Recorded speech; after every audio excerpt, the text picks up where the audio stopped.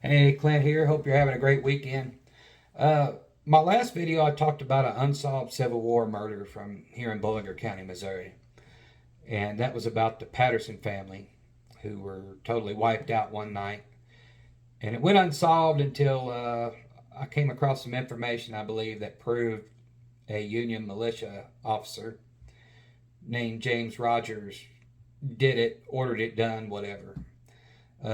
And I was scrolling through Facebook today and seeing an old memory about some info I stumbled upon.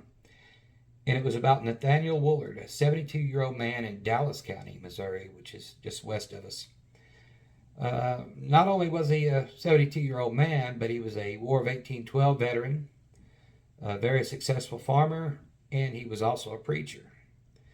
Now, Father Wollard didn't want any part of the war whatsoever, but his sympathies lay with the South because he believed they were right, and he believed they were fighting for what the founders of this country fought for.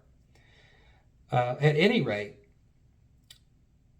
the Union militia descended upon his house one night, barged in, and demanded that he leave with them.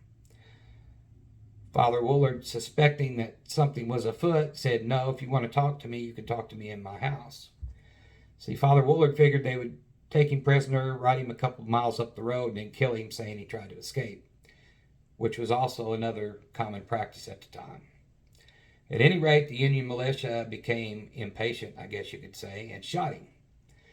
He was dragged out of the house, and they set fire and began to steal everything he had, while his elderly wife held him as he was dying in her arms, and his 16-year-old son frantically wiped the blood away from his head, thinking that it would go in his mouth and choke him. The Union militia became just as impatient waiting for him to die as they were for him to leave the house. So another member of that militia shot him in the head. Now you might be wondering why they did this to him. Well, he expressed sympathies for the South, but they said he was guilty of feeding bushwhackers. And as I stated in a previous video, bushwhackers were Southern men who fought on their own. They didn't join the regular army. At any rate, it really didn't matter because Father Wollard was known to feed men of both sides without discriminating. He would feed any man who was hungry and in need. And for that crime, quote unquote, they killed him dead. And it's not a whole lot different than what happened to the Irish wilderness in Oregon and Ripley counties. But I guess that is a conversation for another day. In my book, Blood in the Ozarks, I devote an entire chapter to personal atrocities committed against Southern sympathizers and civilians during the Civil War.